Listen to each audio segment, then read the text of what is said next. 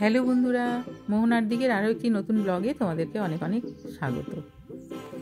আর আজ আমি তোমাদের সাথে শেয়ার করছি একটি মিষ্টি রেসিপি। হ্যাঁ, মিষ্টি বলতে কি, এটা একটা খাস্তা খাজার রেসিপি। তো এটা খেতে এতটাই ভালো হয় যে কি বলবো, আর খুব সহজেই কিন্তু এটা বানানো যায়। হ্যাঁ, খুব সহজেই বানানো যায়, সবাই বানাতে পারবে এটা। তো আমি কিভাবে বানাচ্ছি প্লিজ তোমরা দেখতে থাকো। পুরো ভিডিওটা দেখো। তো দেখো, প্রথমে আমি ময়দা নিয়েছি এখানে 1.5 কাপ মতো।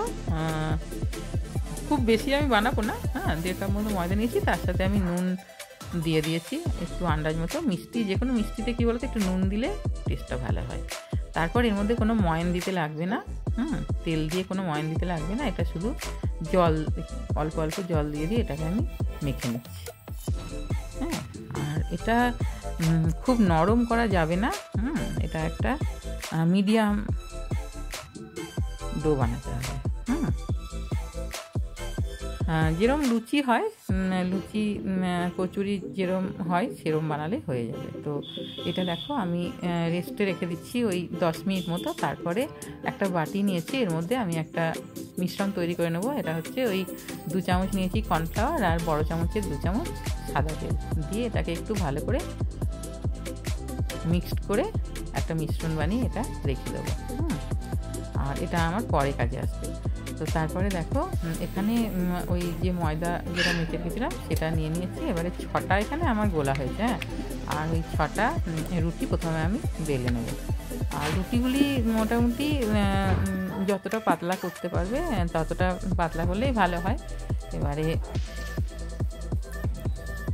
রুটিগুলি সমস্ত আমি প্রথমে বেলে নিচ্ছি, তারপরে এক একটা রুটি দিচ্ছি। আর তার উপরে ওই যে মিশ্রণটা যেটা বানিয়ে রেখেছি না, কর্নফ্লাওয়ার আর সাদা তেলের, সেই মিশ্রণটা দিয়ে সমস্ত রুটির ওপর ছড়িয়ে দিয়েছি চামচের পেছন দিকটা করে।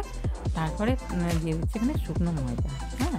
আর শুকনো ময়দাটা দিয়ে তারপরে আবার একটা রুটি দিচ্ছি। এইভাবে করছি। আর এইভাবে কি বলতো, শুকনো ময়দা আর এই মিশ্রণটা দিয়ে দিলে লেয়ারগুলো কিন্তু খুব সহজেই খুলে যায়। আর লেয়ারটা, আর এই যে খাজাটা, এটাতে কিন্তু লেয়ারটা বেশ খুললে দেখতেও ভালো লাগে আর খেতেও ভালো লাগে। লেয়ার না খুললে তো খেতে ঠিক একটা ভালো লাগবে না, আর মুচমুচে ব্যাপারটাও আসবে না। তো এইভাবে দেখো আমি সবগুলো বানিয়ে নিচ্ছি।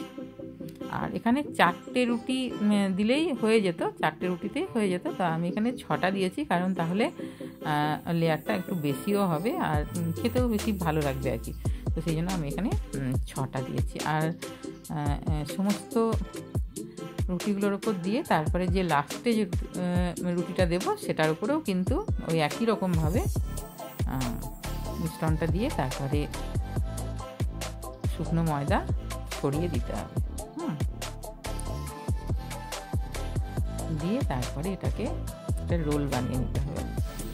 একটা রোল বানিয়ে নিতে হবে। আর দেখো, আমি যেহেতু 6টা রুটি দিয়েছি সেই জন্য রোলটা একটু মোটা হয়েছে। এতটা মোটা এমনিতে হবে না, যদি 4টে দাও তাহলে কিন্তু অতটা মোটা হবে না।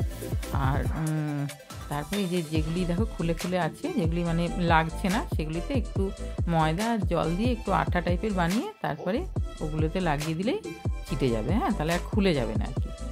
এবারে এটাকে একটু টেনে একটু লম্বাটে করে নিতে হবে। আর আমার যে চাকতিটা না ভীষণই ছোটো। তো দেখো আমি খুব বেশি টানতে পারছি না ওই জন্য। তো তারপরে এগুলিকে ছুরি দিয়ে ছোট ছোট সাইজ করে কেটে নিতে হবে। আর একটা দুটো লেয়ার যদি খুলেও যায় না, কোনো অসুবিধা নেই। ওটাকে নিয়ে তারপরে পেছন দিকে আটকে দিলেই হবে, কিংবা সাইডে আটকে দিলেই হবে। আর বেলে নেওয়ার সময় কিছুই অসুবিধা হবে না, বেলে নেওয়ার সময় ওটা ঠিকই লেগে যাবে। এই যে দেখো, এরকম গোল গোল করে তেল দিয়ে তারপরে গোল গোল করে একটু বেলে নিতে হবে।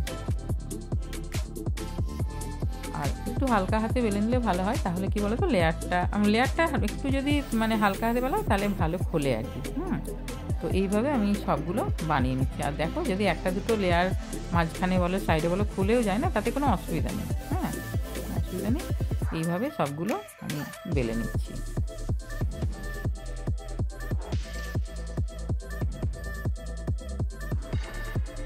যে বেলে নিয়ে তারপরে আমি এখানে তেল গরম হতে দিয়েছি। তারপরে তেলটা প্রথমে গরম করে নিয়েছিলাম, তারপর তেলটা আঁচটা একটু কমিয়ে দিয়ে তারপরে এটাকে ভেজে নেব।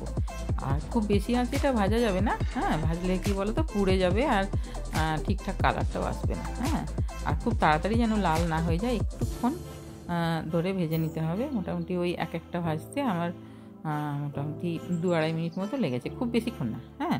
আর তারপরে দেখো, আর লেয়ারগুলো কিন্তু আমাকে মানে হাতা খুন্তিতে করে কিন্তু খুলে দেওয়ার দরকার লাগেনি। দেখো নিজে নিজেই কিন্তু খুলে যাচ্ছে, হ্যাঁ, লেয়ারগুলি নিজে নিজেই খুলে যাচ্ছে আর দেখতেও খুব সুন্দর লাগছে, হ্যাঁ। আর ভীষণই মুচমুচে হয়েছে এগুলি, মানে এরম ভাজার পরও মনে হচ্ছে যেন চা দিয়ে এগুলো খেয়ে নেওয়া যাবে, কোনো অসুবিধা নেই, হ্যাঁ, ভীষণই মুচমুচে। তো যেহেতু আমি এটা মিষ্টি খাজা বানাবো বলে প্ল্যান করেছি, তো সেই জন্য এর মধ্যে আমি রসটা দেবো আর কি। তো দেখো এইভাবে আমি সমস্তগুলো বানিয়ে নিচ্ছি। আর এই যে এরম একটু একটু খুন্তিতে করে একটু একটু তুলে তুলে দিলেই কিন্তু সমস্ত লেয়ারগুলো উঠে আসছে। দেখো, আর কালারটা একটু যাতে সুন্দর হয়, গোল্ডেন হয় যাতে কালারটা, সেরকমভাবে এগুলোকে ভাজতে হবে। আর এগুলি তো বাচ্চাদের ভীষণই পছন্দের জিনিস, হ্যাঁ। তো আর আমি কী বলো তো, বাড়িতে মিষ্টি বানানোটা পছন্দ করি, হ্যাঁ। বাড়িতে যে দুধ নেওয়া হয় সেই দুধের থেকেও মাঝে মাঝে ছানা কাটিয়ে তারপরে আমি সন্দেশ বানাই, সেগুলো মানে মোটামুটি কী বলো তো, মিষ্টির দোকানে মিষ্টি কিনে খাওয়াচ্ছে, একটু বাড়িতে কিছু বানিয়ে খাওয়া, তার মধ্যে একটা বেশ আলাদা মানে ভালো লাগা থাকে, হ্যাঁ। আর আমি এমনিতে ছোটো বাচ্চাদেরকে বাইরের খাবার খুব একটা দিতেও চাই না, হ্যাঁ। বিশেষ করে এই দোকানের মিষ্টি বলো যাই বলো, আমি বাচ্চাদের খুব একটা দিতে চাই না, হ্যাঁ। সেই জন্য বাড়িতেই বানানোর চেষ্টা করতাম। এবার আমার ছেলেমেয়েরা যখন ছোটো ছিল তখনও আমি অনেক কিছু বাড়িতে বানাতাম, হ্যাঁ। তো এই যে দেখো এইভাবে কি সুন্দর লেয়ারগুলো খুলে খুলে যাচ্ছে, এইভাবে মুচমুচি করে এগুলিকে ভেজে তুলে নিতে হবে।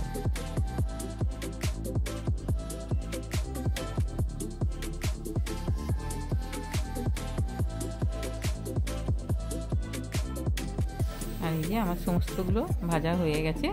এবারে আমি এগুলিকে তুলে নিয়ে তারপর আমি রস বসিয়ে দিয়েছি এখানে, চিনির রসটা। তো চিনি এখানে দিয়েছি 1.5 কাপ, আর 1/2 কাপেরও কম জল দিয়েছি, হ্যাঁ। খুব বেশি জল দেওয়ার দরকার নেই, এখানে রসটা বেশ মানে আঠালো টাইপের হবে। আর একটু আঁচটা বাড়িয়ে দিলেই তাড়াতাড়ি হয়ে যাবে, রসটা বেশিক্ষণ লাগবে না হতে, চিনিটাও গলে যাবে। আর তারপরে কী বলো তো, একটু ফুটে গেলেই আঠা আঠা হয়ে যাবে। তারপরে এই যে একটা প্লেটের মধ্যে আমি এগুলিকে সাজিয়ে নিয়েছি। তারপরে রসটা নিয়ে আমি সমস্ত একটার উপরে ঢেলে দেবো, আর যাতে রসটা সমস্ত লেয়ারের মধ্যে ঢুকে যায়, হ্যাঁ। আর রসটা আমি খুব গরমটা কিন্তু দিইনি, একটু মিডিয়াম ঠান্ডা হয়েছে তখন আমি দিয়েছি, হ্যাঁ। তো তারপরে দেখো রসটা কিন্তু এখানে সমস্ত খাজাগুলির মধ্যে সমস্ত লেয়ারে লেয়ারে চলে যাচ্ছে। আর এগুলি আস্তে আস্তে রসটা পরে শুকনো হয়ে যাবে, তখন খেতে আরও সুন্দর লাগবে ঠান্ডা হয়ে গেলে, হ্যাঁ। আর দেখতে তো অসাধারণ হয়েছে, আর খেতেও কিন্তু এটা ভীষণই ভালো হয়, আর অকেশনালি এটা বানানোই যায়, ভীষণই সহজ একটা রেসিপি। আর বাড়িতে থাকা উপকরণ দিয়ে এটা বানানো যায়, সেই জন্য সেরকম কিছুই হয়তো বাড়িতে নেই, তখন কিন্তু এটা বানিয়ে মানে মিষ্টির অভাবটা কিন্তু ভোলাই যায়, যে বাড়িতে কোনো মিষ্টি নেই তাহলে এটা একটু বানিয়ে নিই, এরকম আর কি। আর বাচ্চারা তো এটা ভীষণই পছন্দ করবে, বড়রাও করবে, তো তোমরা অবশ্যই একবার বাড়িতে বানিও। আর এইভাবে দেখো, তারপরে আমি একটা এয়ারটাইট কন্টেনারে এগুলিকে ভরে রেখে দেবো। আর এগুলি কী বলো তো, ফ্রিজে রাখার দরকার নেই, এগুলি বাইরেই, ফ্রিজের বাইরেই এগুলি এমনিতে ঠিকঠাকই থাকে অনেক দিন অবধি, 3-4 দিন তো ঠিকঠাকই থাকে, হ্যাঁ। তো আর তাহলে এই যে হয়ে গেছে দেখো, সমস্ত রস আমি দিয়ে দিয়েছি লেয়ারের মধ্যে। আর আমার এই রেসিপিটি তোমাদের যদি ভালো লাগে তাহলে অবশ্যই একটা লাইক দিও, কমেন্ট করো, আর আমার চ্যানেলে যদি নতুন বন্ধু হয়ে থাকো তাহলে প্লিজ আমার চ্যানেলটা সাবস্ক্রাইব করে দিও, আর পাশে থাকা বেল আইকনটা প্রেস করে দিও, যাতে নতুন নতুন ভিডিও দিলে তোমরা নোটিফিকেশানটা খুব সহজেই পেয়ে যাও। আর খুবই সহজ রেসিপি একটা তোমাদের সাথে শেয়ার করলাম, তোমরা অবশ্যই এটা বাড়িতে ট্রাই করো। আর বাড়ির সবাইকে খাইও, দেখবে সবাই খুব প্রশংসা করবে। আর বাড়িতে অতিথি এলে তো তাদের জন্য তো এটা খুবই দারুণ একটা রেসিপি। সবাই খুব ভালো থাকবে, দেখা হবে আরও একটি নতুন ব্লগে। বাই।